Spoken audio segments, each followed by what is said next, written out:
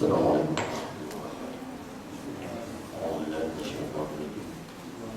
Bismillahirrahmanirrahim. Alhamdulillahirrahmanirrahim. Wassalatu wassalamu ala sayyidina Muhammadin wa ala alihi wa sahbihi. Subhanaka la ilma lana illa ma 'allamtana innaka antal alimul hakim. Wa la hawla wa la quwwata illa billahi al-'aliyyil 'azim. Allahumma salli 'ala Muhammad wa tadli 'ala ya rabbal 'alamin. Qala rabbi shrah li sadri wa yassir li amri wahlul 'uqdatam min lisani yafqahu qawli. Qala shrah li sadri rahimahullah ta'ala. Wa ma'ana wa al-jawab wa ya'ala bil khurs wa jawab ya rabbal 'alamin. Ila akhir. Dan lagi firman-Nya Allah, wa nahnu aqrabu ilayhi minkum walakin la tubsirun. Artinya bermula kami, yaitu lebih hampir kepada orang yang hendak mati itu daripada kamu, dan tetapi tiada melihat sekalian kamu akan kami pada sisinya. Artinya bahawa sungguhnya kamilah yang memerintah dengan memati akan seseorang daripada kamu di hadapan sekalian kamu, padahal sekalian kamu ketahui dengan yakin pada ketika itu akan bahawasanya kami yang memerintah dengan memati akan dia, padahal tiada kamu lihat akan kami yang memerintah di sisinya, dan tiada kuasa sekalian kamu hendak menegak akan dia daripada baik. Jadi sehubung dengan fasal yang pertama lagi. Fasal yang pertama pada masalah an-nusus, segala nas-nas, hujjah-hujjah ayat Quran yang menunjukkan kepada pengajian ilmu sufi tasawuf. Maknanya hal ini bukan dengan ulama, bahkan ada istibab. Istibab mana ada tempat ambilan.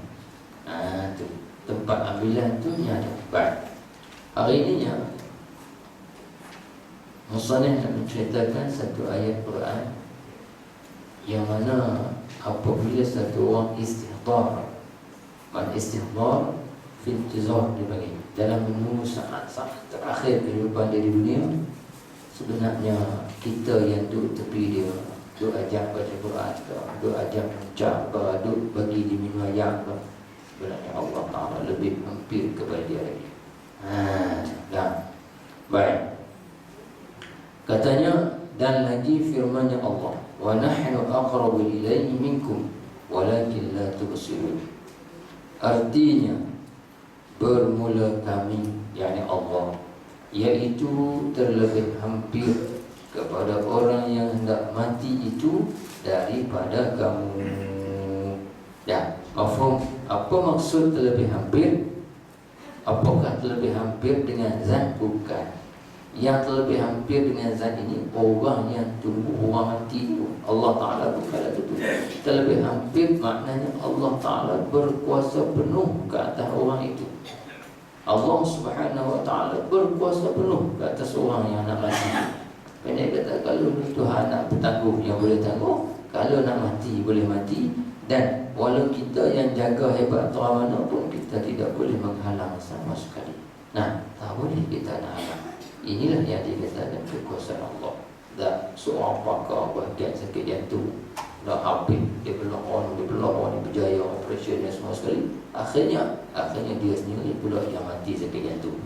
Nah, dia nak buat apa? Nah, tak boleh. Dah, sikit tempat dulu. Baik. Kata mu'alifnya, dan tetapi tiada lihat sekalian kamu akan kami pada sisinya orang yang sakit. Wah, kita tak nampak Tuhan. Ya, kita nampak tu, kita nampak tu orang sakit nak mati tu lah. Tetapi siapa yang menguasai? Man nafi', man dhar, siapa yang bermanfaat, siapa yang memberi kemudaratan? Wallah. Al-muhyi wa yumit wallah. Muhyi wa mumit wallah. Yang menghidupkan, yang matikan wallah. Baik, kalau gitu nak bagi rasa hatta waktu kita nak mati pun kena rasa dekat Allah Ta'ala. Nah, bila hati duduk di situ, barulah kita manusia akan tenang. Kalau tak duduk di situ, yang serabu sampai tak habis-habis. Itu. Baik. Sebab itulah satu selingan satu seling sikit. Bila ahli keluarga kita ada yang nak meninggal, nah, antaranya ada kena letak satu orang tukang talqin, satu, yang kedua jangan bagi ada bising-bising. Kita nak pergi tengok adik-adik mati, bawa anak, bawa cucu, dia ingat rumah ada rumah. Dan yang kawan tu duduk saat-saat akhir kematian lah. Nah, bagi suasana tengah, jangan ada hak teriak, hak apa semua. Tu teriak tu ambil kampung dan bunyi cepat sikit. Nah, bukan nak dengar lah suara-suara teriak tu. Nah, dia dah nak berpindah ke satu alam yang lebih hebat, mesti persiapan dia buat dengan penuh. Nah, ni dah kadang-kadang kita nak tengok orang mati bawa anak cucu lah, ingat kuning-kuning sembang kuning. Dah, yang buat tu duduk ngap. Mujur dia mati. Kalau sihat balik, sapuk pada kita semua. Ini masalah ini. Baik. Kemudian kata Mu'alif, artinya bahawa sungguhnya kamilah yang memerintah, yakni menguasai dengan mati akan seseorang daripada kamu di hadapan sekalian kamu. Dah. Tu. Walaupun kita tu dekat dengan orang yang bakal meninggal dunia, tetapi sebenarnya Allah lebih dekat daripada kita lagi. Kenapa? Allah sendiri berkuasa penuh ke atas dia. Dah.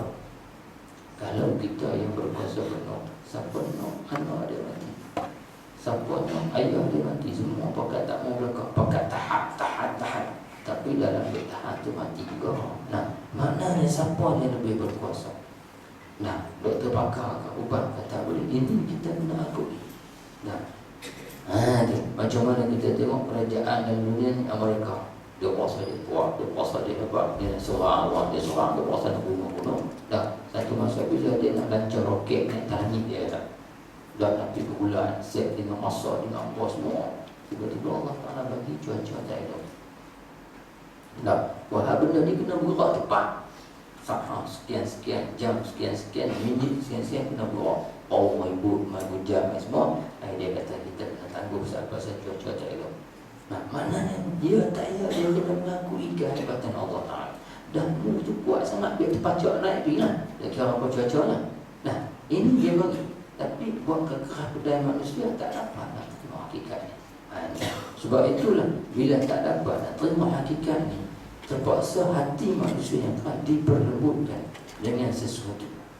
Nak diperlembutkan dengan sesuatu supaya hakikat dia boleh terima. Nah, tu. Macam mana kematian, dia kena terima. Ini barang pasti. Nah, macam mana kelemahan, dia kena terima. Kata dia ni makhur alaih, dia dikuasaikan. Waktu tu barulah manusia kuasaikan. Barulah dia boleh terima apa yang berlaku. Bismillah, al-khair wa syarr min Allah. Dengan Allah benar elok, benar tak elok, itu Allah Ta'ala. Baik. Kata Mu'alif, padahal sekalian kamu ketahui dengan yakin pada ketika itu akan bahawasanya kamilah yang memerintah, yakni menguasai dengan memati akan orang yang sakit. Wah, kita yakin dah. Nah, kita yakin dah. Kita tak boleh buat apa-apa. Tapi dalam duk yakin-yakin tu, kadang-kadang manusia tak mau terima lagi. Dan tak mau terima suatu hakikat dia balik. Nah, kalau sekiranya dia tu boleh sumbat nyawa kau, boleh tukar nyawa kau, mati siapa nak? Walhamnya kata ulama, mati ni rahmat bagi yang hidup. Apa kata kalau manusia hidup tak mati? Kita pergi ziarah rumah sahabat kita, duk teriak di bawah tangga. Mana tok ni dia? Umur 2000 tahun dah tak mati. Dah, hak ni pula duk buat kursi, duk mengantin. Dah, pasal apa tak mati lagi? Pandai kata dunia dia penuh dengan manusia. Dah umur panjang tak mati. Dah. Umur kawan tu tengok penuh lah. Sambil berjalan langkah atas kepala. Dah, nak tak kaki tak boleh. Pasal apa? Lu 10 keturunan tak mati lagi. Sebab tu kata ulama, mati ni pun sebenarnya rahmat bagi yang hidup. Tu rahmat bagi yang hidup. Apa kata kalau manusia tak mati? Nah, satu keluarga tu berapa keturunan dia? Nah, berapa orang? Ada 200 orang. Boleh buat tim satu Korea buat dia belakang. Nah, penuh. Pendek kata mati ni pun satu rahmat juga lah. Cuma nak terima hakikat tu manusia biasanya susah nak terima. Nah, pasal hati tu kerah bagi. Tahu dah, tapi nak terima. Sebab itulah tasawuf nak berlembut hati kita supaya kita dapat terima ini. Nah, Allah Ta'ala buat atas dunia berpasang-pasangan. Nah, masa sakit, senang, suka, duka. Nah, gembira, duka. Nah, macam tu, kaya, susah.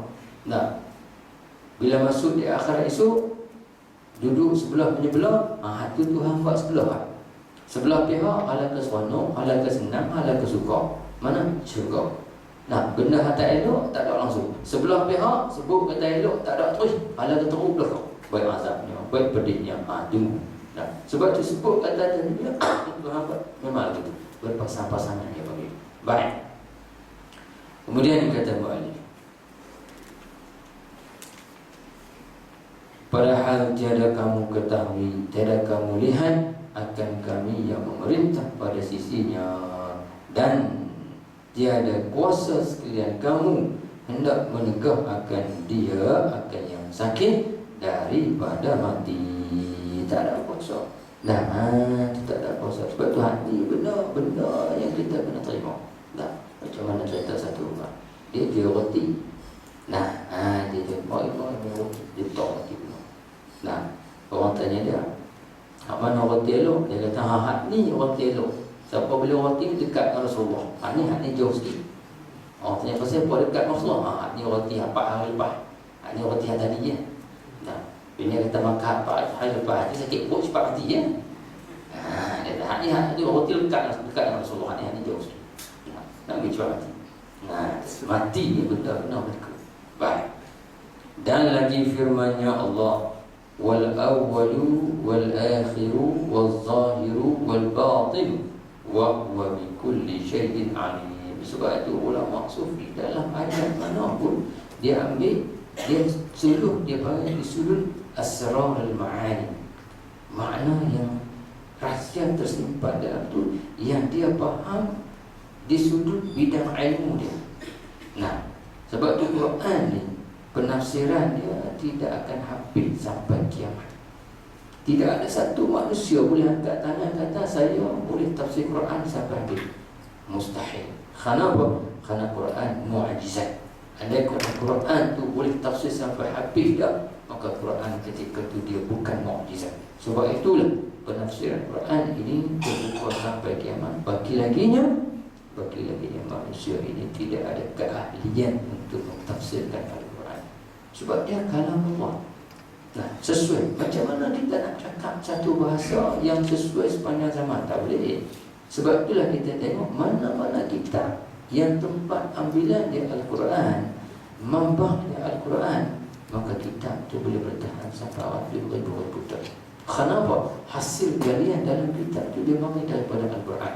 Seperti Imam Hujjatul Islam, Imam Nawawi, Imam Rafi'i, Imam Syuki, semua min kibar a'immatul ummah, yang mana ibarat dia pun kuat sebab pemahaman dia pada Al-Quran tu kuat. Maka kitab-kitab ulama Nusantara ni sebenarnya adalah terjemahan hasil daripada kitab-kitab Arab yang dikarang oleh para alim ulama. Sebagai contoh, kitab yang kita mengaji Qutul Ghaziyah. Sebenarnya kalau kita mengaji kitab Hikam Ibn Athaillah Arab tu, kitab tu bila kita mengaji, kita faham kitab yang rupanya diambil parti daripada Hikam Ibn Athaillah.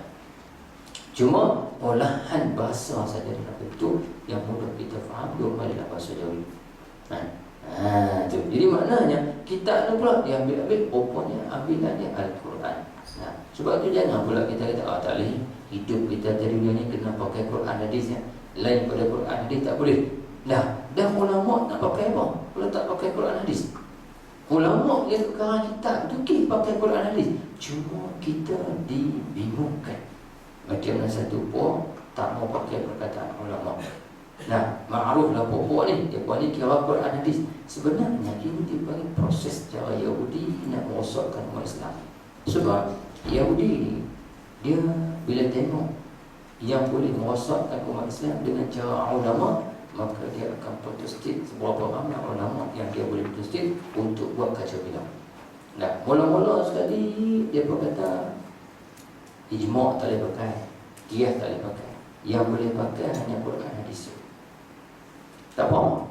Yang boleh pakai hanya Quran hadis. Dah, pakai Quran hadis. Duk tak lama terbit pula pok-pok anti hadis ni.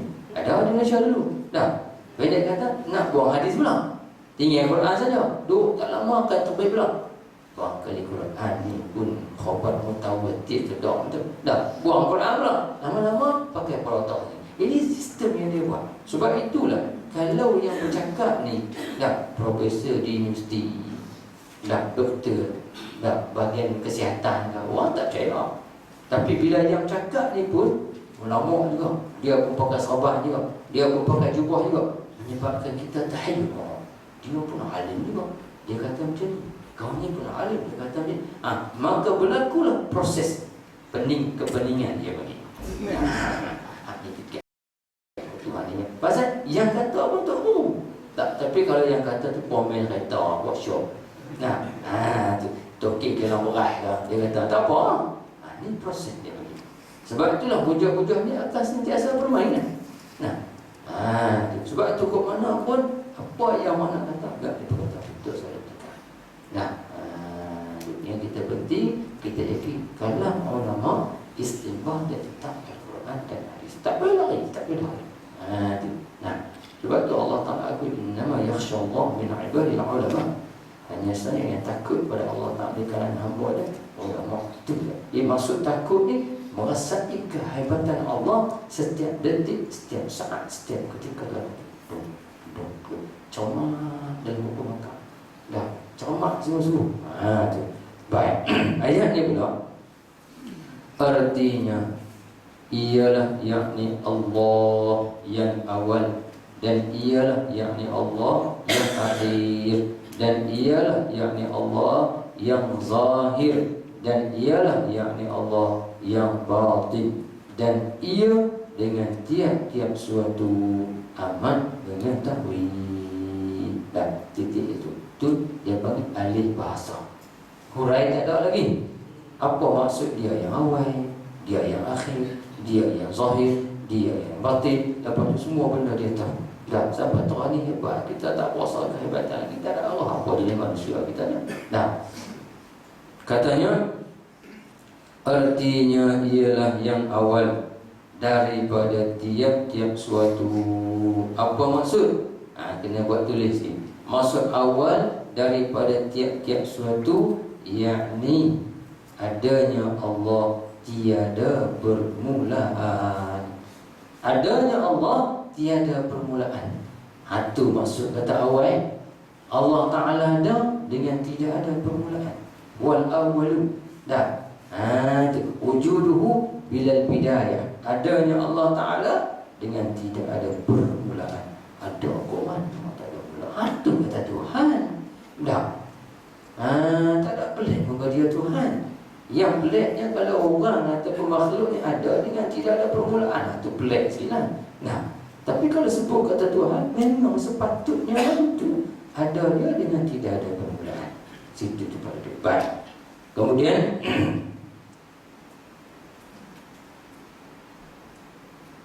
maka artinya ialah yang awal daripada tiap-tiap suatu, maka tiada suatu yang dahulu daripadanya ya Allah. Tidak ada suatu yang berdahulu ya Allah.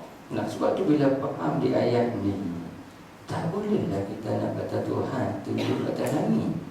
Nah, orang lain yang mengaji tinggi-tinggi payah kata Tuhan duduk atas langit. Kalau Tuhan duduk atas langit, Tuhan dengan langit tu mana dulu? Persoalan dia di situ. Orang kata kena Tuhan lah dulu. Baik, kalau Tuhan dulu, makna langit selepas Tuhan. Sebelum langit Tuhan ada tengah orang. Nah, Silap. Kena kata langit dulu. Malah betul tak? Jadi langit dulu. Langit buat Tuhan. Tuhan letak langit. Tak betul. Pendek kata kilas ke mana pun tak boleh. Nah, kilas ke mana pun tak boleh. Sebab tu dia bilang ayat ni ayatul muhkamah. Nah, tetaplah betul tak? Jadi maknanya kita mesti kaedah kita kemat mukhalafatuhu ta'ala lil hawadith. Jadi maknanya awal Tuhan bukan macam awal kita, akhir Tuhan bukan macam akhir kita. Dah, awal kita pendek kata, ni orang yang mula-mula sekali main masuk surau. Dah, orang yang mula kita kata awal, dah, Tuhan bukan awal lagi tu. Dah, iktibar hari ni kita awal, iktibar kemarin orang lain pula, Tuhan lagi tu. Dah. Dah. Baik. Sebab tu kata dan ialah yang berkekalan wujudnya mana kemudian daripada fana binasa tiap-tiap suatu yang lain daripadanya. Wujuduhu bila nihayah. Adanya Allah Ta'ala tanpa kesudahan. Jadi apa kena mengenal dengan tasawuf di sini je? Tak kena mengenal ke mana lagi. Nak berasa kehebatan Allah. Pendek kata, ni Tuhan yang kita dah sembah hari ni Tuhan yang sama hidup ada zaman Nabi Allah Ibrahim, zaman Fir'aun, zaman Adam AS. Tuhan tu lah.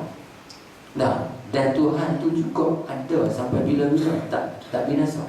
Nah, dah tak hebat lagi tahu tu.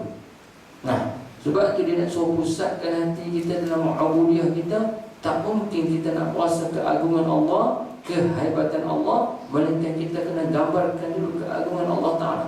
Barulah kita puasa Tuhan tu hebat. Nah, tak hebat ke mana dia ada. Baik, bila kita mengaji dalam kitab tasawuf, kita tak timbullah masalah kita nak riya ke, kita nak ujub ke. Nak tunjuk kau apa Tuhan tu ada. Dah, orang boleh buat tu apa? Nah, ni. Sebab sinilah dikatakan pati bagi akidah. Kerana kalau tidak ada benda ni, buat juga tapi tak ada rasa apa. Makcik semayang potong dekat 70 tahun dah semayang.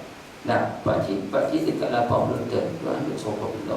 Macam mana kita tak rasa manis semayang? Berapa kita tak rasa sedap semayang? Maknanya tingkatan makrifah kita belum cukup kapasiti untuk kita rasa benda tu. Sebab tu ibadat di Syiah cuba kita tengok. Orang bila berasa seronok, bila berasa syok. Saya kita sekolah dekat Serkom. Dalam pejabat Serkom orang kita dalam Quran. Dalam kampung tak ada dalam masjid tu. Dalam pejabat orang tak ada. Kenapa?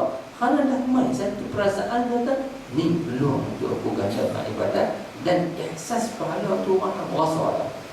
Kini telinga tiap-tiap hari kena korek dengan muzakir dengan orang tukang tazkirah. Tiap-tiap hari korek tiap lima. Jadi barulah manusia dia akan merasa taladun fil ibadah.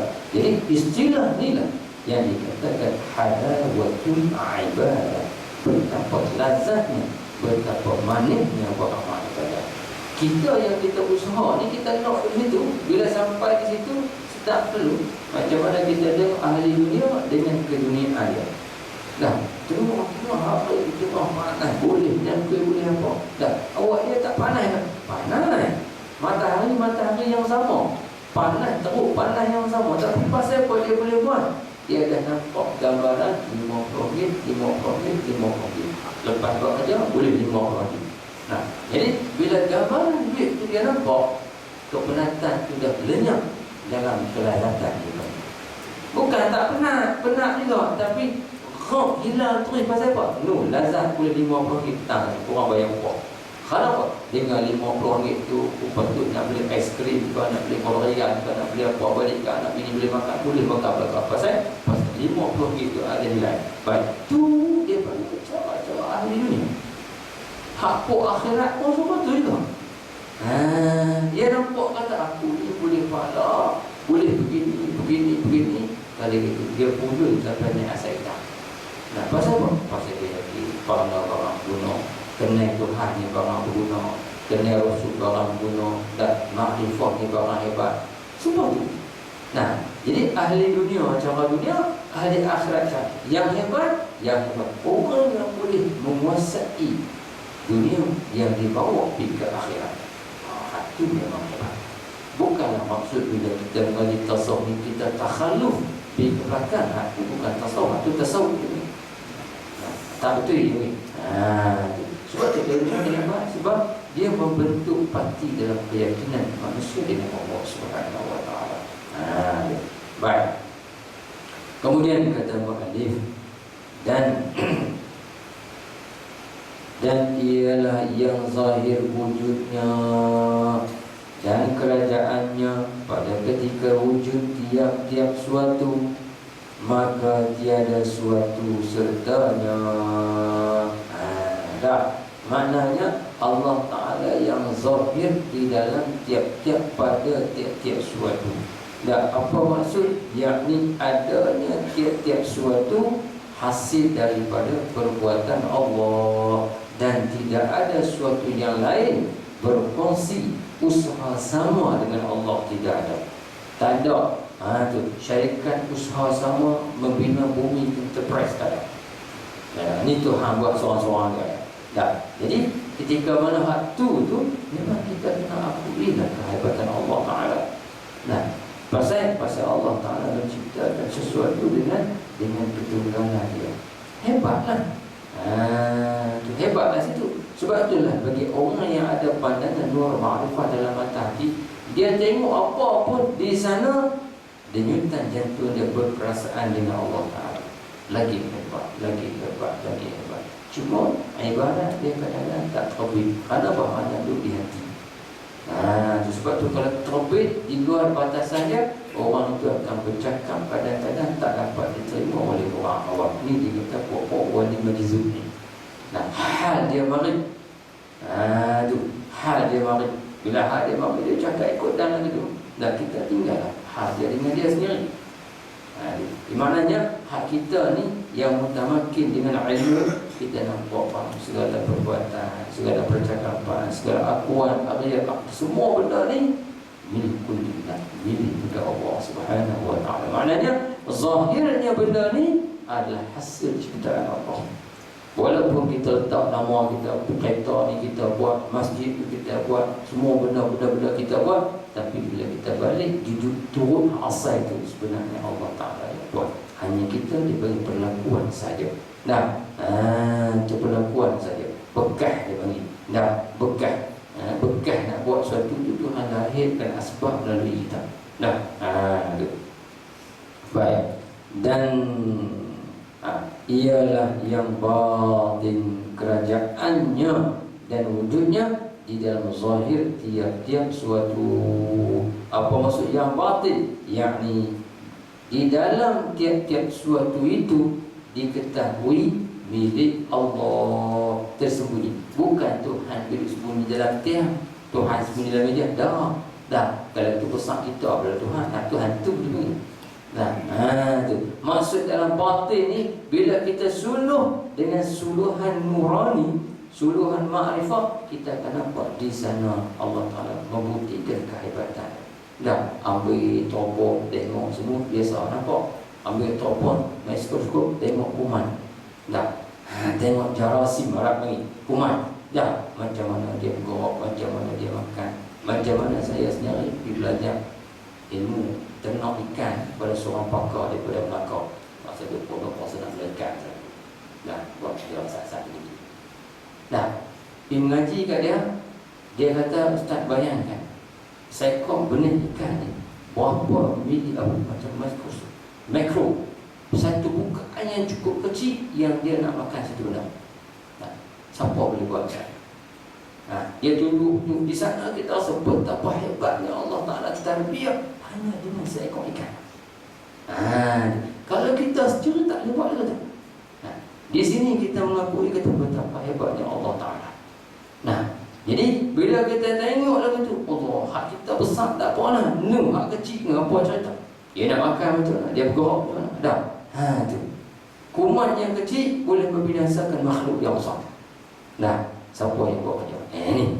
Sebab itulah batin dalam tiap-tiap suatu, kalau kita tengok dengan nur batin, tengok dengan nur ma'rifah, Inilah yang dikatakan musyahadah, pandangan mata hati.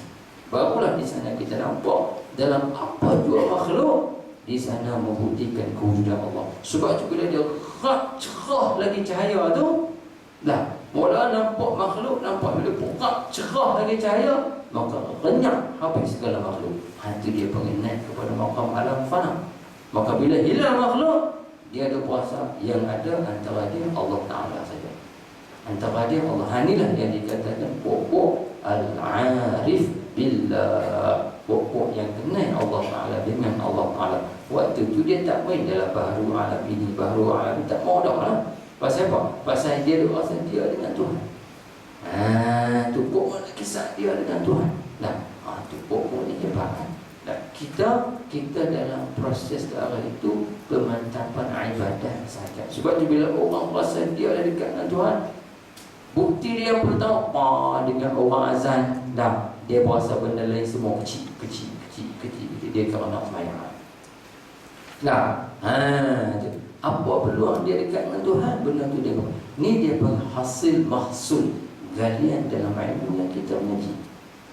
Bukan maksud ilmu kita mengaji nak riwayat, nak cerita, nak pesono, nak pelagi orang tahu. Itu tak ada hasil. Dah, kita mengaji tauhid nak tengkap orang, mengaji fiqh nak hukum orang. Nah, itu bukan hasil mahsul. Hasil mahsul bila kita mengaji, kita dapat bergerak mengikut syariat. Sebab itu Imam Hujjatul Islam Al-Ghazali dia beritahu, sebesar-besar kekeramatan manusia di sisi Allah sewaktu dia hidup atas muka bumi, bukanlah dia terbang di udara, dia jalan atasnya. Sebesar-besar kekeramatan manusia ialah dapat mengikut syariat Nabi Muhammad sallallahu alaihi wasallam zahiran wa batinan. Ini kekeramatan yang paling besar sekali. Syariat Rasulullah, hak zahir dia ikut betul, hak batin dia ikut betul. Ni keramat paling besar. Bukan nak terbang ke atas ni, jalan ke atas yang dah. Tu nak terbang ke atas ni, tak nanti maghrib, tak nanti nak kena batin. Burung tak masuk tarikat, apa pun terbang atau. Tu ayat dah itik tak semayang tahajud, jalan lelak itu ya. Tu tak nanti kena batin lah tu. Ni nak makrifah tadi. Baik. Dan lagi, dan firman-Nya dengan tiap-tiap suatu, kerana bahawa tiap-tiap suatu itu dan ialah yang mengetahui dengan tiap-tiap suatu.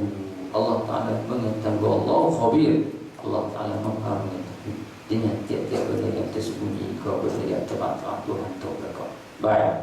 Kerana bahwasanya tiap-tiap suatu itu daripada maklum ilmunya Allah, daripada maklum mana ketahui ilmu Allah, tak tersembunyi apa benda pun di dalam ilmu Allah. Dan Allah Ta'ala tahu benda yang kita ucap, benda yang kita terlintas, benda yang kita nak. Dan tak ada sebab lah kita nak sembunyi. Sebab tu pokok ni bila dia berdoa kepada Allah Ta'ala, tak payah dia merau-merau goyang-goyang. Tu pasal Tuhan maha mengetahui. Sebab tu bila Tuhan maha mengetahui, fadilah pertama bila kita mengaji di sini, kita hidup dalam keadaan bermasalah. Tidak ada manusia yang tidak ada masalah. Sebab Tuhan dah beritahu dalam Quran, wa lanabluwannakum bi syai'in min al-khawf wal-ju' wa naqsin min al-anfus wa naqsin min al-amwal wal-anfus was-thamarat wa basyiril sabirin. Demi sesungguhnya, kata Tuhan, kami akan cuba kamu sedikit, bukan banyak manapun, sedikit daripada al-khawf, daripada ketakutan dan kebimbangan. Sebut kata takut, sebut kata bimbang, sebut kata seram, macam-macam masalah memang ada dalam kepala kita. Tak ada manusia tak ada masalah. Kalau kita tak mau masalah, kena jadi satu orang manusia, iaitu manusia yang gila. Habis. Bila gila, apa saya salah? Pasal masalah apa? Dia gila tu je. Jadi sebut kata kita manusia normal ni tak boleh lepas masalah. Masalah suami isteri, masalah perniagaan, masalah jiran, masalah orang kerja, macam-macam masalah. Tapi semua ni Tuhan kita cubaan ni. Walana berluan aku. Nah, Tuhan coba dengan masalah, Tuhan coba dengan kelaparan kita bulan puasa, Tuhan coba dengan kurang khata kita, dan Tuhan coba dengan kematian kat atas kita, anak pinak kita, Tuhan coba dengan hasil maksud tanaman kita buang. Tapi Tuhan beritahu, wa basyiris sabirin, Muhammad, berikan khabar gembira kepada orang yang sabar. Jadi bila kita faham benda-benda ni cubaan Tuhan, kenapa pula kita tidak berdoa kepada Allah Ta'ala? Sepatutnya itulah yang berlaku kepada kita. Nah, berdoa kepada Allah Ta'ala, sebab kita tahu dah Tuhan nampak dah. Kata aku mengetahui yang tersembunyi, yang zahir, yang apa semua. Tiba-tiba masalah kita ni, kita pergi cari orang yang ada juga masalah, suruh selesai masalah kita. Maka masalah bertambah-tambah jadi masalah. Situ tempat itu. Nah, kita kena hantar terus kepada Allah Ta'ala. Bangun cerita, ya Allah, masalah saya begini. Anda kata benda ni saya cerita kepada manusia, manusia tak boleh selesaikan masalah, maka saya akan bertambah masalah. Tapi kita tak mengeluhai pada Tuhan, kita mengeluhai pada orang lain, tak akan selesai. Macam mana satu orang duduk dalam sel penjara. Nah, dia tu dalam penjara, kawan sebelah jiran aku dalam penjara. Lepas tu pakat tu minta, kawan tu minta, kawan ni kau dia, mana tu buka aku nak keluar cemut ni. Awak dia tu keluar, dia pun dalam penjara juga. Nak ada buka ke mana-mana. Nah, sebab masing-masing tu pangkat, sama-sama duduk dalam tu. Nah, hak boleh buka siapa? Tuan penjara tu. Kunci tu ada kat dia, dan dia buka tengah malam kita boleh keluar. Nah, jadi kita bicara orang yang tak boleh buka. Dah, tu cerita apa habis. Aku pun subhan. Tak apa. Nah, dia tengah dengar dia ni. Dah kita tahu Tuhan Maha mengetahui. Kenapa kita tidak ambil peluang ni? Nah, jadi sufi ni sampai tak Rasulullah Sayyidina Ali kata, sekiranya tali kasut aku putih, mesti aku minta doa pada Tuhan. Nah, bukan masalah besar, tali kasut putih kan, aku akan minta doa pada Tuhan. Nah, ni kita sombong. Nak yang jumpa pakai konseli, pun dia bersabun juga, cuma dia tak cerita kat kita Nah, percaya dia pun sabun jumpa kita, cuma dia tak apa. Nah, sebab tu orang pakai motivasi konseling ni, dia boleh konseling motivasi pada 1000 orang. Tapi kalau seorang nak abang dia, belum tentu dia boleh terima. Nah, dia boleh cakap 1000 orang. Nah, tapi dalam 1000 orang tu nak motivasi dia balik, pasal masalah dia risau. Nah, cuma dia buat lawak-lawak itu dia. Nah, sebab tu kita kena apa Tuhan ni fadilat Haji Sufi itu kan. Sebab kita nak merasa kita duduk di bawah kekuasaan Tuhan. Nah, yang kita bertemu nak minta projek ke kerajaan, pasal kita tahu dia boleh bagi projek. Pasal benda ni ketua kampung tak boleh bagi, imam tak boleh bagi, tok siap tak boleh. Yang boleh bagi kementerian. Kita kena menghadap dia pasal hak tu hak dia. Kita nak projek besar, pergi menghadap ke imam, dia tak boleh. Tu contoh buka rumah tanah, bagi 3 hari. Boleh. Ni macam tu juga kerajaan, hak ni hak siapa? Hak Allah. Bila hak Allah memang kita kena kepada Allah. Dia menghadap hak lain silap banyak. Nah, sebab tu kita kadang-kadang tak mampu masalah dengan untuk lelaki kita. Nak tegur tak boleh, ini harimau. Nah, jadi cara menghadap kepada Allah Ta'ala. Nah, bila kita menghadap pada orang lain, orang tu sudah nampak kelemahan dalam hidup kita. Jelas kan? Satu ibarat yang terbaik daripada mulut kita, ahli fikir akan nampak mentaliti kita duduk level mana. Dah, bila masa dia boleh putar balik kita. Hak ni kata orang banyak. Dah, tergadai body ni bukan dia pun. Pasal apa? Dengan percakapan. Sebab itu ilmu di zaman dulu dia punya ilmu falsafah, filsuf yang kita mengaji awal hari ini. Dah, kalimah tasawuf asalnya filsufi. Filsufi dua kalimah dari falsafah. Sebab zaman dulu pokok Aristotle, pokok Socrates, pokok Plato, pokok ini dia kuasai manusia dengan gaya bahasa yang hebat. Untayan cakapan mereka tu manusia tak boleh patahkan. Dan manusia rasa hebat. Tak malah cara tu dia buat. Bukannya dia letak pedang ke apa, tak tahu. Jadi Quran pun nampak akhir zaman manusia banyak bercakap-cakap, maka mukjizat Nabi kita dengan percakapan Quran. Nah, Allah Ta'ala tak bagi mukjizat tak ambil bertongkat, kau pedang tauban, tak tahu. Tak, zaman Nabi Musa dia bagi tongkat. Tidak. Nabi kita dah berfirman. Sebab itu bahasa Quran ni bahasa yang cukup hebat. Tak boleh ditandingi oleh mana-mana pakar bahasa dalam dunia. Sebab itu bila Quran cerita, kita tak ambil Al-Quran sebagai sumber kita. Banyak kata kita cari alat waktu itu kita akan hidup dalam keadaan terpilih-pilih. Sebab itu muslim-muslimat kita kena banyak. Nak cerita masalah, nak mengeluhan, cari orang yang kita rasa boleh selesai. Kalau orang tak boleh selesai, maka bertambah-tambahlah masalah. Itu cerita dia. Hilang tak ada, sakit lagi dia tak ada. Baik.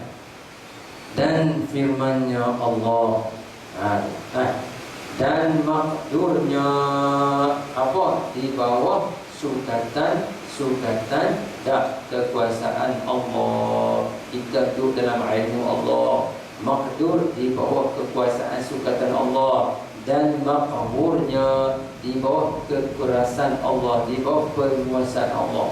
Makhur mana kita ni orang yang lemah, tak boleh nak buat itu, tak mampu nak buat ini, tak mampu. Dah dikuasai. Siapa yang menguasai? Wallah, Allah Ta'ala yang menguasai kita. Baik. Yang dikuasai dengan yang menguasai, mana hebat? Tentulah yang menguasai lebih hebat daripada yang dikuasai. Sebab tu bila ilmu ni kita mengaji, dia nak suruh kita kuasai dunia. Nah, buktinya umat Islam zaman dulu. Cuba kita tengok. Nah, Sultan Muhammad Al-Fatih bin Sultan Murad, seorang ulama dan umara. Dia tok guru, dia pemerintah, dia boleh kuasai dunia. Sultan Salahuddin Al-Ayyubi, Tariq bin Ziyad, Abdul Rahman Ad-Dakhil, semua ni pendekar-pendekar yang kita tengok latar belakang dia, semua daripada golongan orang yang mengaji agama. Maknanya bila kita tengok belakang semua orang yang bersifat dengan ulama, umara yang zuhud. Macam mana cerita Sayyidina Umar Abdul Aziz, ulama, pemerintah yang zuhud, yang kenal Allah Ta'ala. Itu hebat. Kalau kita nak hebat, dah kita terpaksa ikut, akhirnya di belakang mereka tabir itu kita akan jumpa Rasulullah. Rupanya mereka ni hebat kerana bayangan Rasulullah tu di belakang mereka. Tu yang dia berkata mereka hebat tu. Macam mana Imam Ad-Damiri dalam kitablah Hayatul Hayat Kubra ada beritahu satu orang tu mati. Semua orang pakat kata dia mati dah. Tiba-tiba Imam Damiri main cek tengok, dia tak mati. Apa topik pakar cek satu orang ni, alamat mati ni ada dah dekat dia. Dah, tiba-tiba orang tanya, kita tanya Ad-Damiri, dia ni mati ke tak mati? Dia seorang tokoh Islam yang hebat. Dia main cek, dah, dia ni tak mati, jangan tanam dia. Pasal pun kata tak mati, ada alamat-alamat. Cek nanti tak berok, cek apa, tapi ada alamat. Hebat Imam Damiri. Setelah 3 hari tak mati semua. Jaga orang ni. Bila jaga semua, orang Imam Damiri tanya dia, baik, dalam hal hang tu, hang rasa apa? Hang pergi mana? Dia kata, dalam hal aku pengsan tu, aku dibawa menghadap Rasulullah Sallallahu Alaihi Wasallam.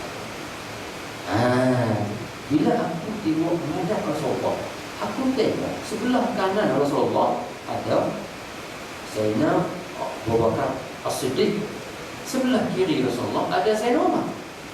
Depan Rasulullah menghadap lutut ke lutut Sayyidina Umar Abdul Aziz. Lepas tu aku tanya Rasulullah, macam mana hebat dia ni? Dia boleh duduk depan menghadap terus. Kata Rasulullah, ni Sayyidina Abu Bakar sahabat aku, ni Sayyidina Umar pun sahabat aku. Dua-dua orang ni melakukan keadilan di zaman keadilan. Biasa. Dua-dua orang ni sahabat, dia pemerintah. Ni pemerintah, dia melakukan keadilan di zaman keadilan.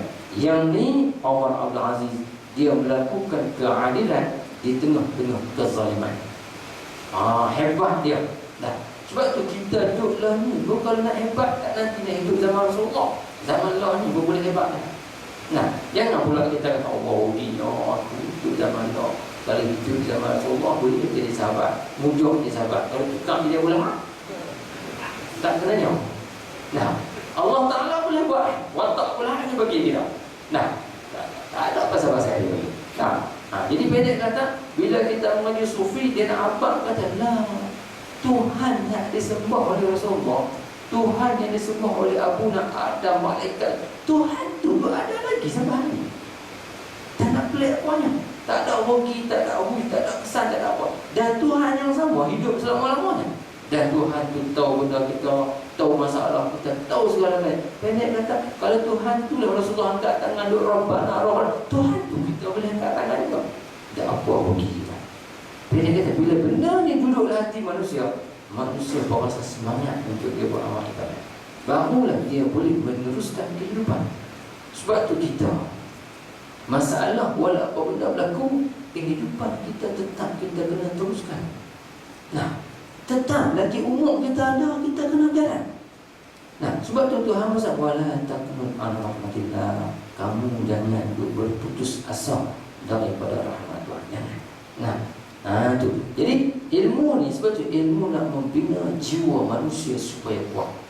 Hai, kalau lemah-lemah tak boleh nak main malam dia nak pun. Dia boleh masuk suka Olimpik angkat berat 200 kilo senang-senang sebelah tangan julang.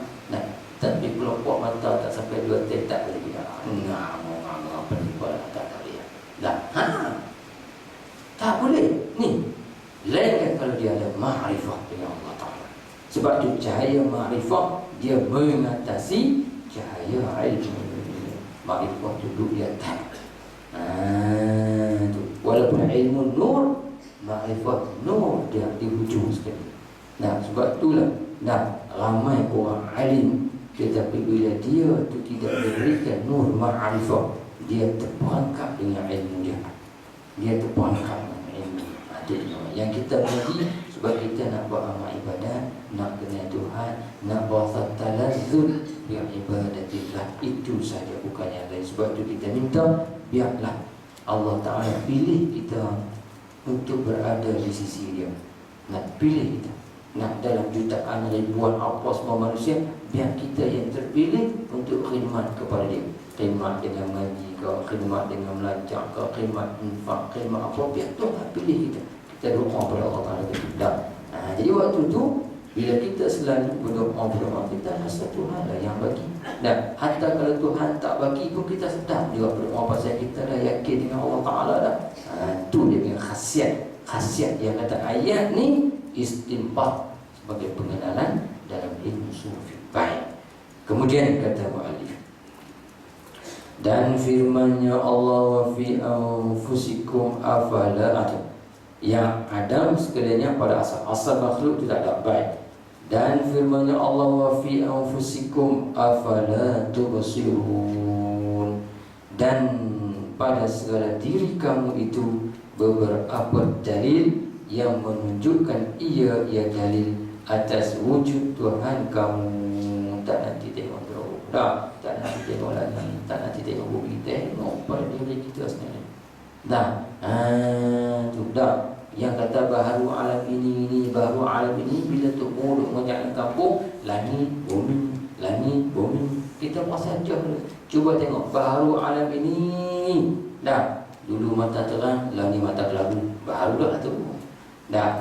Tu dulu rambut cat hitam, lah ni cat putih kepala dah, baharu dah tu dah. Dulu kuat, lah ni tak larat, baharu dah tu. Mana perubahan ini berlaku. Nah, tak nanti tengok jauh-jauh. Sebab tu Allah Ta'ala kata, wa fi anfusikum afala tubsirun. Dah. Macam mana seorang budak, dia tengok orang tua berjalan pakai tongkat, maka dia permainkan makcik, tok wan. Buat apa harga tongkat tu makcik oi? Dah. Rasa sonok tengok jalan itu. Makcik dah, harga tongkat ni free ya. Tunggu 40 tahun lagi. Dah, free ya. Boleh free, tak ada masalah apa. Nah, sebab kita akan pergi ke arah tu. Jangan pula bila kita nampak baru alam, tengok langit, tengok hatu dia pun benda besar. Memanglah dalam syair dia kata fanzur ila nafsika summa takili lil alamil alwi summa sufli tajid bihi sun'an badi'an hikami lakin bihi qamat dalilul alami. Dah, 2-3 bait syair ni Imam Ibrahim Lakoni kata fanzur ila nafsika summa takili, mula-mula sekali tengok diri kita. Wa fi anfusikum afala tubsirun. Tengok mana? Bukan tengok dengan hati ni, tengok dengan hati, tengok di cermin boleh. Nah, itu lawan. Cakap ubat nak tu boleh. Tengok dengan dalam, dengan mata hati. Dah, aku dulu macam mana? Dah, duduk di mana? Aku nak pergi ke mana? Dah, lah ni umur aku 70 dah. Dah, balik ke kanan dulu masa kecil-kecil ada kawan 100 orang. Lah ni tinggal 3 orang. Dah, hal lebih lagi terjun tahun. Nah, wali belah kiri dulu kawan ada 30 orang, tinggal 3 orang, 27 orang lepas mana masak. Nah, maknanya aku nak pergi ke mana? Tu. Ni dia kata fanzur nazariyah ay bil qalbiyah bi nuril ma'rifah. Kita tengok dengan hati, dengan nurul ma'rifah. Nah, wa fi anfusikum afala tubsirun.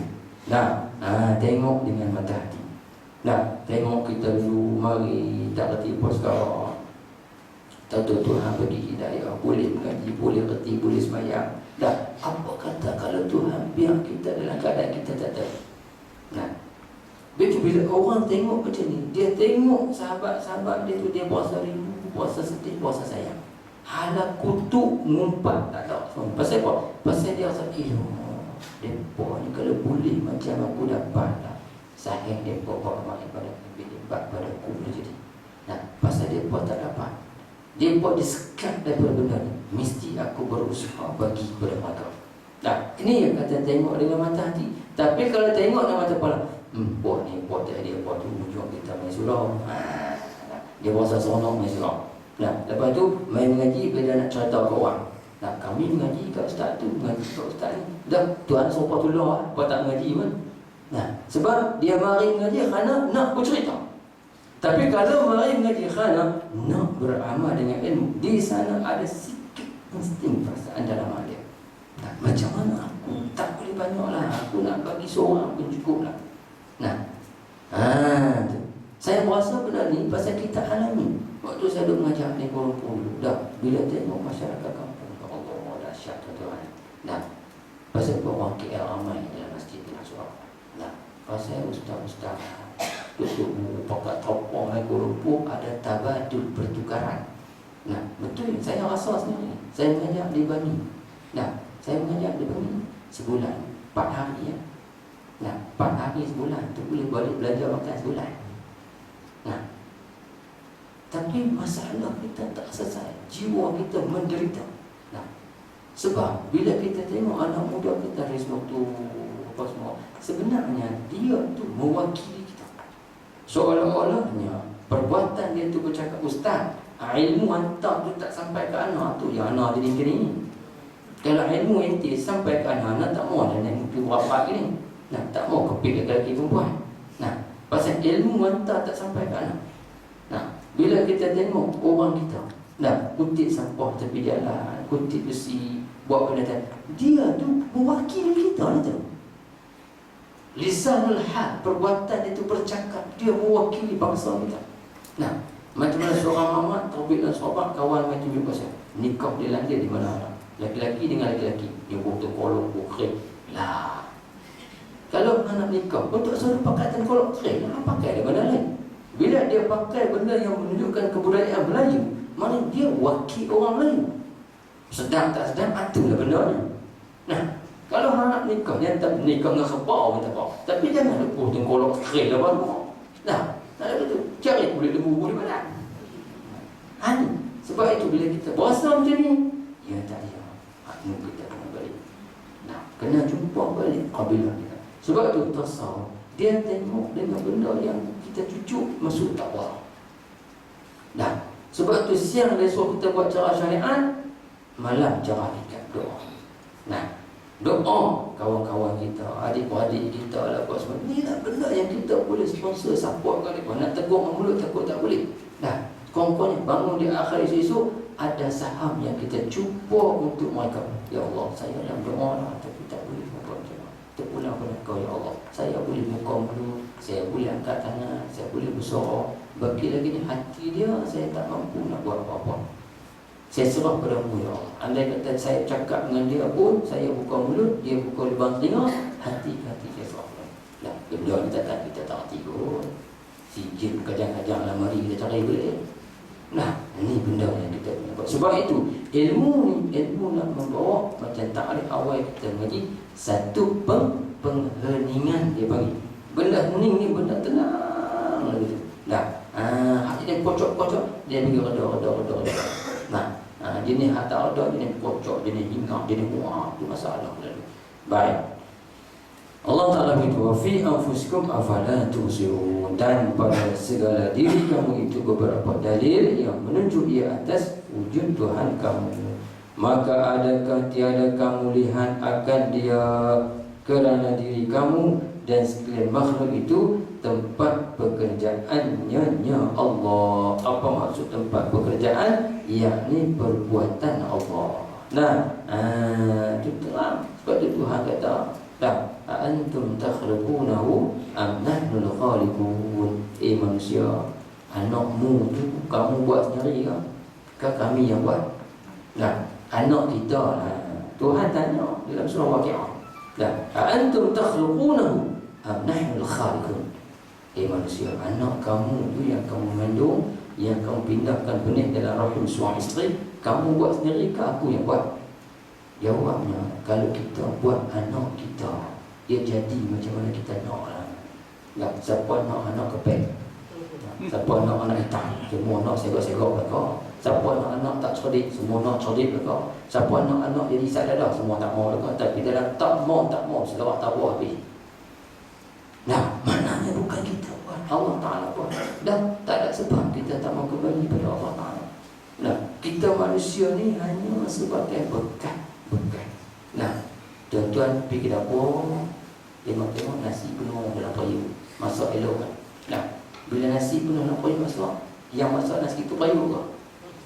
Kau orang lain. Jawabnya, payung dia tak masak nasi. Nah, payung buat sokot daripada orang boleh.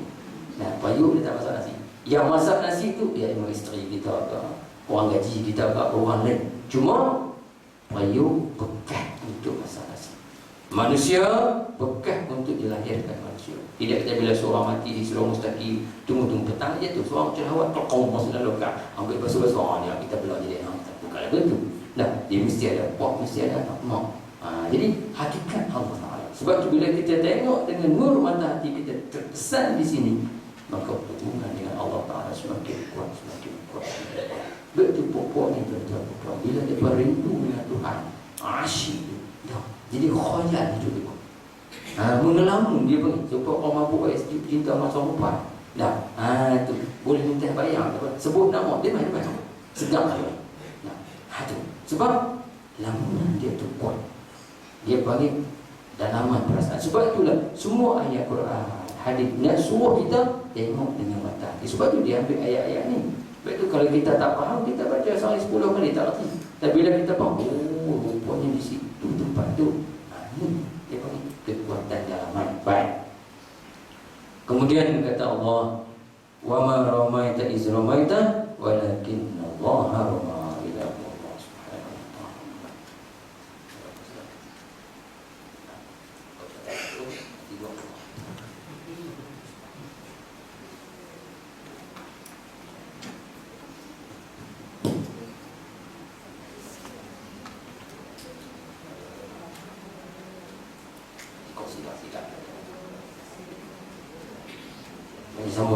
Bismillahirrahmanirrahim.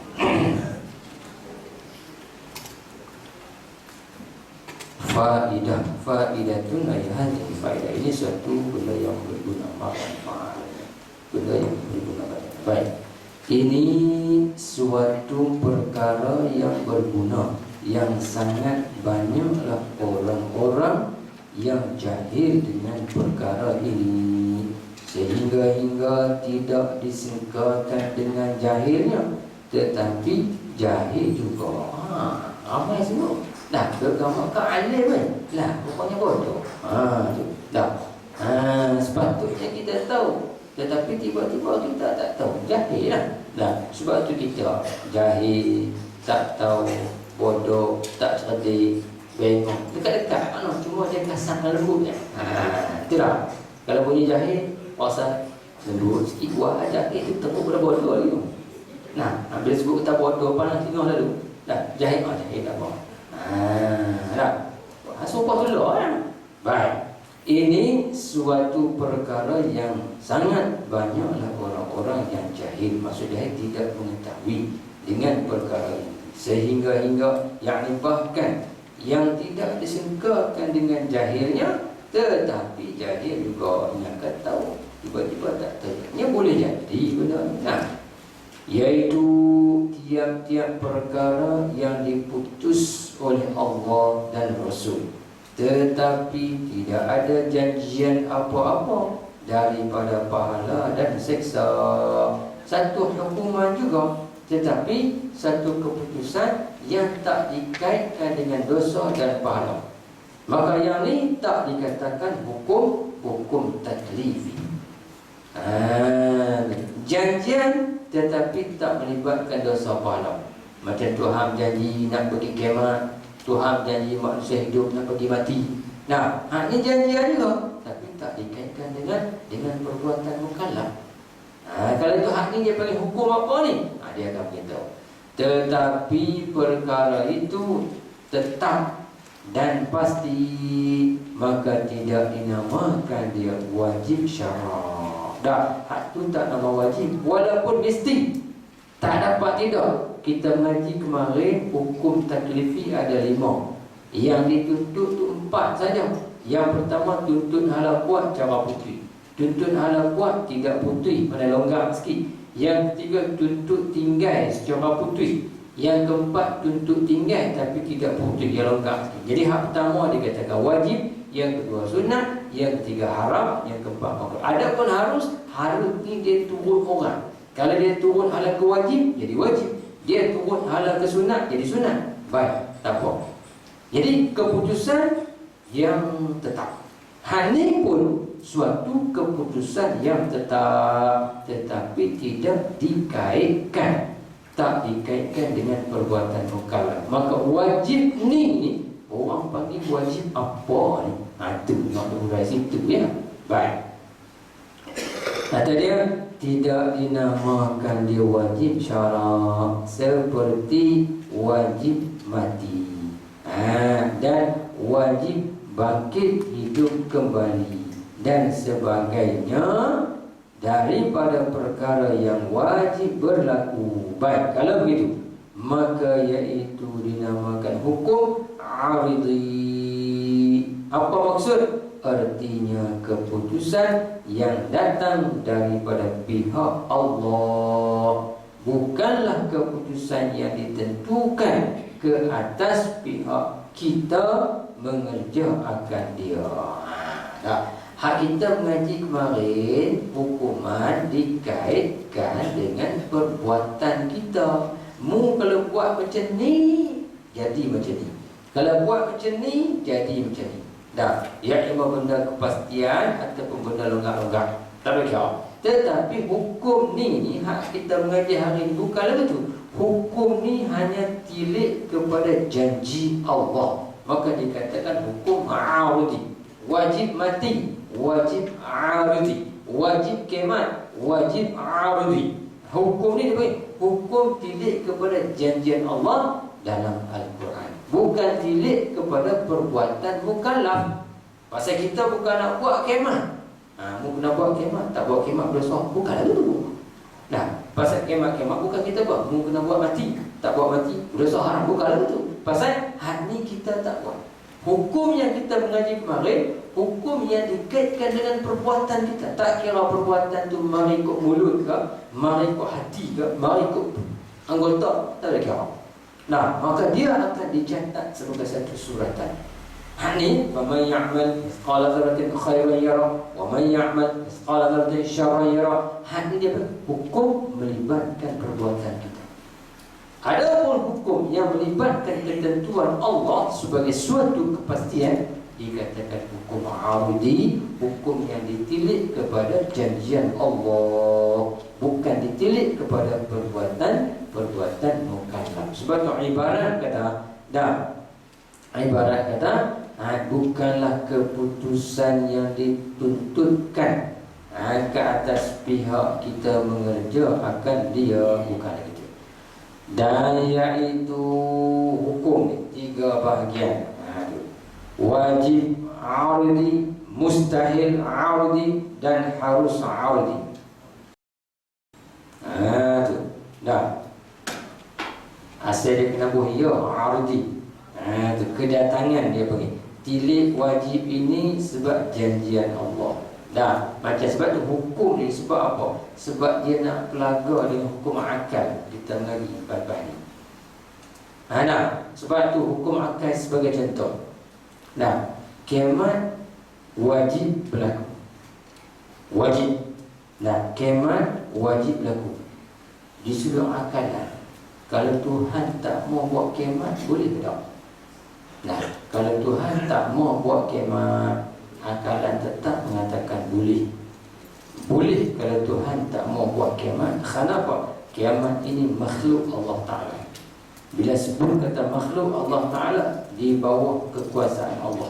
Tuhan nak buat pun tak apa, tak mau buat pun tak baik.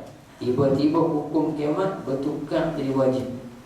Pasal apa? Pasal tilik dipandang kepada janjian Allah, kiamat benda berlaku, maka waktu tu kita kata kiamat wajib berlaku.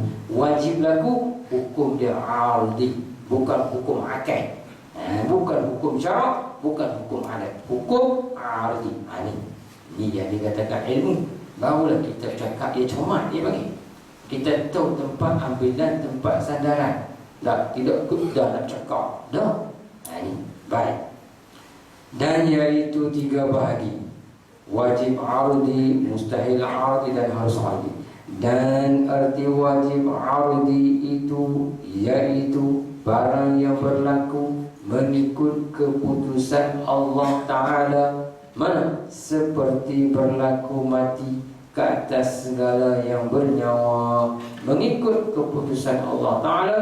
Kullu nafsin za'iqatul maut. Artinya tiap-tiap yang bernyawa itu merasai ia akan mati.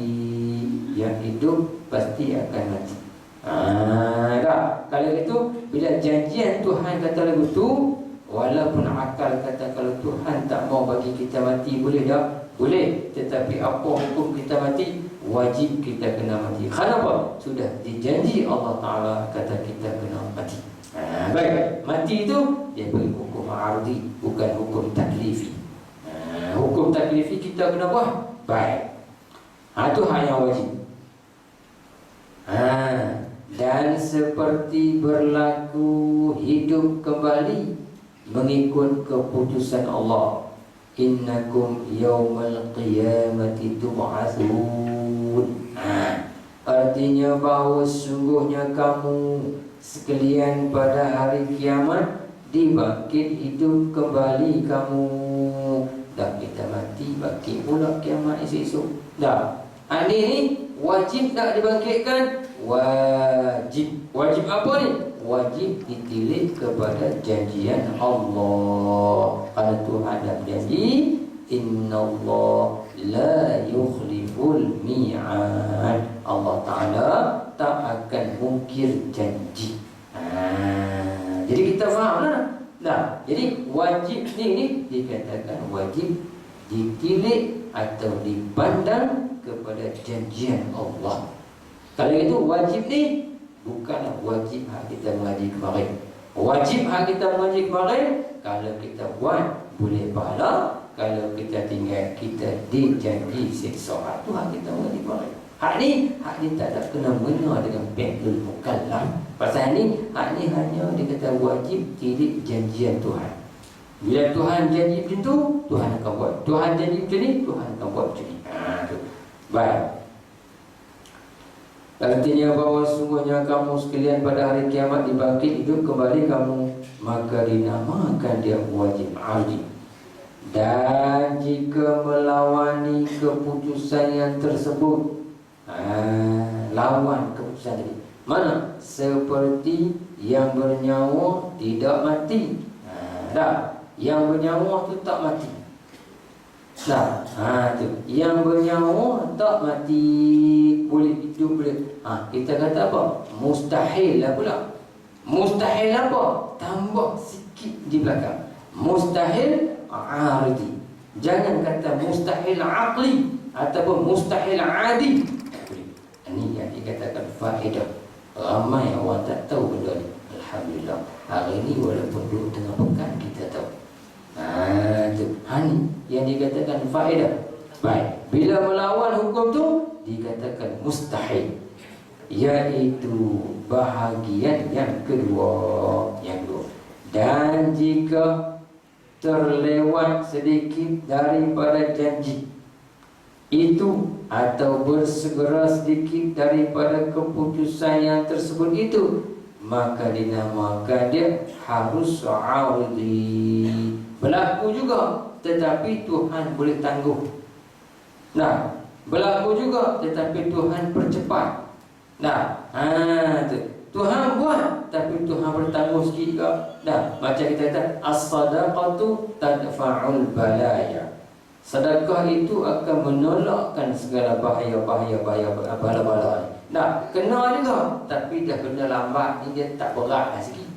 Sebabnya kita bersedekah, kita buat baik birrul walidain. Maknanya hak ni dia harus boleh.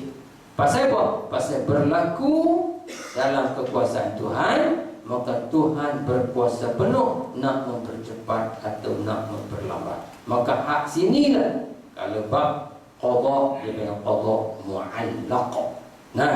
Akan datang kita mengaji insya-Allah. Doa akan datang dia kata bila Nabi. Mengaji belah. Dan nak bagi semangat kita mengaji, kena mengaji. Maka mengaji hari ni mengaji, hari ni habib, hari ni dia alim. Kata kita. Baik, dia bagi hak ni harus li'ardi. Boleh tak? Baik. Kemudian kata mu'alif, ini bahagian ketiga. Inilah 3 perkara yang dinamakan hukum ardi. Hendaklah kamu mengambil perhatian dengan secukup-cukup perhatian supaya lepas kamu daripada nama kejahilan, maka beruntunglah kamu selama-lamanya. Wallahu a'lam. Bila kita tahu hukum ni, kita duduk dalam keadaan situasi macam mana pun, kita cakap nampak cermat. Pasal apa? Pasal ada ilmu. Ada ilmu kita tahu. Pendek kata situasi macam mana pun kita tahu benda ni di dalam kekuasaan Allah. Tuhan nak cepat atau walaupun Tuhan berkata dalam Quran, wa idza jaa ajaluhum la yastakhiruna sa'atan wa la yastaqdimun. Bila sampai tempohan mati satu orang, tak dipercepat, tak diperlambat, mati tetap kena mati. Baik, hak ni siapa yang tahu? Allah Ta'ala yang tahu. Kita tak tahu. Bila kita tak tahu, kita tak boleh tentulah saat kematian. Sebab tu hak ni ulama kata qada mubram, tetaplah fi ummil kitab. Begitu. Tetapi ada qada mu'allaq, kadang-kadang siapa yang nak umur panjang, Nabi kata tu siapa man arada ayatila umruhu, siapa-siapa yang nak umur panjang, ayyasila rahimahu, hendaklah dia menghubungkan silaturahim. Apa maksud? Ulama kata maksud umur panjang tu orang bahasa berkat dengan kehidupan dia. Walaupun umur dia 40, tapi 40 tu penuh dengan manfaat. Sebab kata keluar kenal muka dia ada, dalam majlis ilmu muka dia ada, orang sakit muka dia ada, mati relai manusia muka dia tak mana. Jadi orang bahasa macam dia tu ada semua. Keberkatan tu ada. Jadi hak ni dia berlaku begini ini kepada hukum ardi, janjian Allah. Bila Tuhan berjanji kata kena mati, mati. Tiba-tiba tak mati, itu mustahil arudi. Tiba-tiba mati, dah mungkin Allah Ta'ala memperlambat cepat, itu harus arudi. Jadi kita faham di situ makna sebab. Saat lagi kita nak mengaji pula hukum adat, lepas tu nak mengaji pula hukum adat. Setelah kita mengaji hukum syarak, waktu itu barulah kita masuk dalam medan kita yang sebenar, membahaskan kalimat tauhid la ilaha illallah Muhammad Rasulullah. Baru nampak duduk di sini rupanya. Inilah yang dikatakan ilmu. Sebab itulah benda ni satu wahbah ilahiyah, satu pemberian yang dibangsakan kepada Allah Ta'ala saja. Orang yang tak tahu apa ramai manusia yang bercita-cita nak duduk dalam majlis ilmu, tapi akhirnya dia mati tak sempat nak duduk dalam majlis ilmu. Berapa ramai manusia yang bercita-cita nak buat amal ibadat, nak mati dengan tak sempat nak buat amal ibadat. Jadi kita yang Tuhan bagi peluang, ini satu kelazatan yang cukup hebat yang perlu kita hargai. Baik, masuk kita sikit. Huraian yang ketiga pada menyata hukum adat. Jadi nak heret patah balik ke belakang. Bila sebut kata hukum syarak, setiap hukum mesti ada hakim. Jangan salah faham. Setiap hukum mesti kena ada hakim. Bila sebut kata hukum syarak, siapa yang menjadi hakim dia? Allah. Bila sebut kata hukum adat, siapa yang menjadi hakim dia? Kebiasaan. Adat kebiasaan tu yang menjadi hakim. Selalu jadi macam ni. Kalau itu hukum dia kena letak lagi tu, tak boleh letak lagu lain. Baik. Bermula makna hukum adat itu ialah keputusan kebiasaan. Jadi kebiasaan itulah yang menjadi hakim menjatuhkan keputusan. Biasa macam ni. Makan nasi sepinggan kenyang. Kita pun hukum wajib kenyang. Wajib mana ni? Wajib pada adat kan. Ada juga orang makan nasi sekawah tak kenyang. Ada belah tu raya. Ni mustahil pula. Mustahil adat. Lagu tu kan. Barulah seronok. Sebab kita kata orang mahabak kita, saya tanam pokok dokong dah 10 tahun dah tak tengok belakang rumah. Pergi bawah sana makan buah dokong, tengok pokok dokong bubuh durian penuh. Dia mahabak kita nak kata apa? Betul ni, dia ambil buah durian kita. Bila dia habaq lagu tu, kalau kita kata mustahil, kena tambah sikit belakang. Mustahil adat. Tak pernah berlaku orang tanam pokok dokong tak ambil buah durian. Tapi akalan boleh terima tak? Akalan boleh terima. Pasal pokok hak Tuhan, buah pun hak Tuhan. Tuhan boleh buat. Usahakan buah durian, buah nangka Tuhan boleh buat. Pasal apa? Pasal hak Allah Ta'ala. Sebab itulah mukjizat ni perkara yang menyalahi adat, bertentangan dengan adat. Mana boleh ikut tangan keluar ayam, mana boleh belah bulan dengan tangan.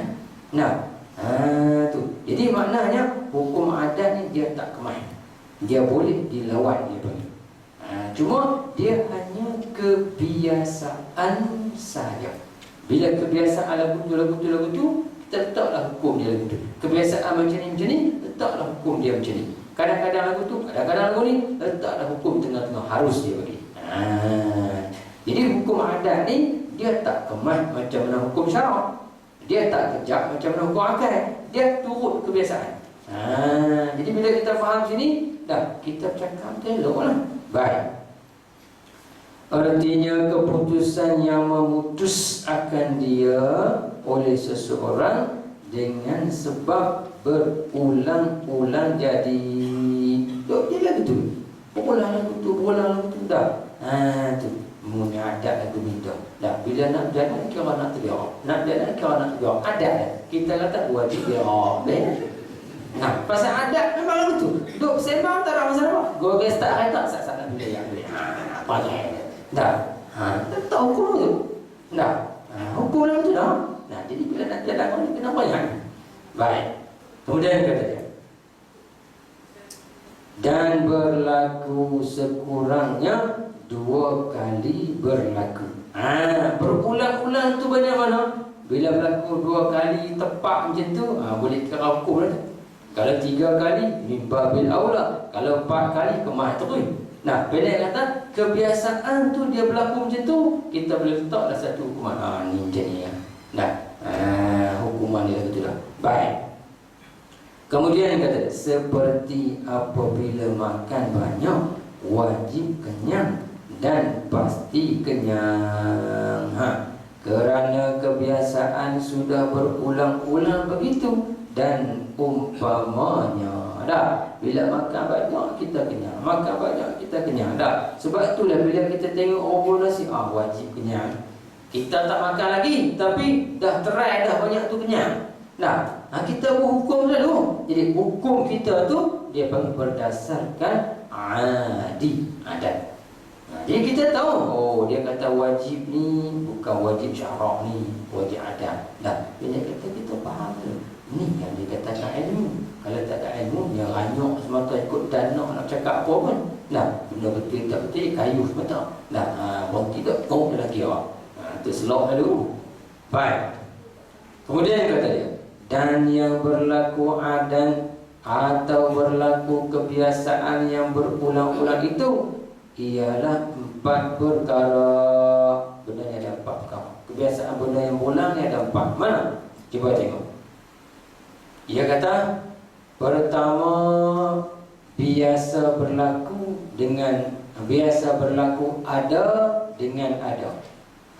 Bila ada berlaku ni, adalah jawapan ada begitu. Mana? Seperti ada makan, ada kenyangnya. Bila ada makan, adalah kenyang. Dia panggil adat, ikatkan ada dengan ada. Ikat. Ada tu diikat dengan ada. Mana? Ada makan, diikat dengan ada kenyang. Adat biasa lagu tu lah. Baik. Satu. Keduanya, biasa berlaku ada dengan tiada. Ikatkan ada dengan tak ada. Bila ada, hukum dia tak ada lah pulaknya. Mana? Seperti ada panas dengan tidak mandi. Betul dah. Tu. Tapi jangan duduk lekon duduk lekon sejuk mata. Walau tak mandi sebulan pun sejuk. Hukum adat biasa. Bila kita tak mandi, hukum dia panas. Jadi adanya panas itu dengan tiada mandi. Sebab sifat ayam tu dia sejuk. Jadi diikatkan ada dengan tiada. Mana? Adanya panas dengan tiada mandi. Baik. Ketiganya biasa berlaku tiada dengan tiada.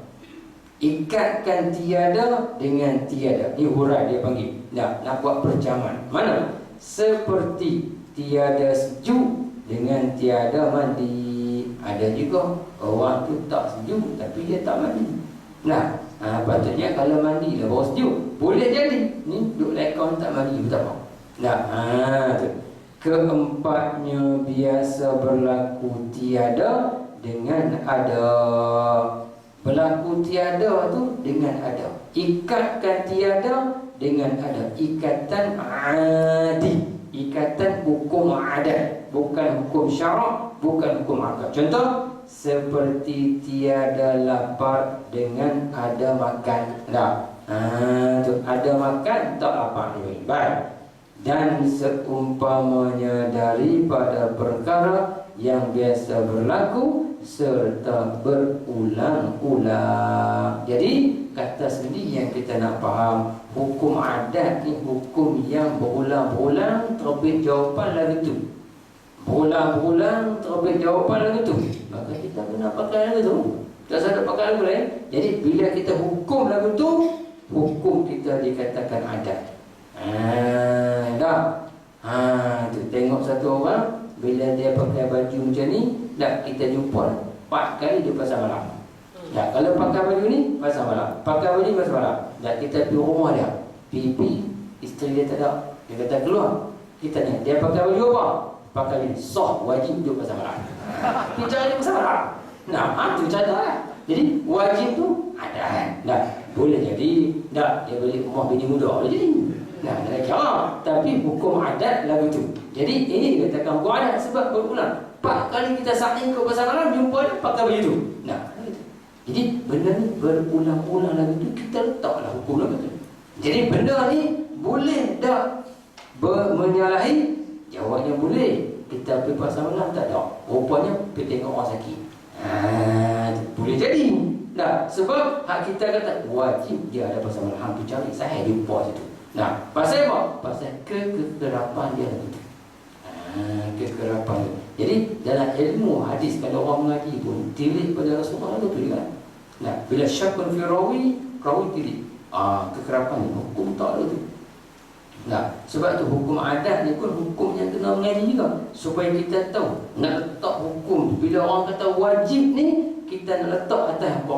Wajib apa? Oh, nampak. Tu habis. Kemudian kata mu'alif, dan hukum adat itu terbahagi ia kepada 3 bahagi. Masa kita dapat insya-Allah kita sambung surah Allah.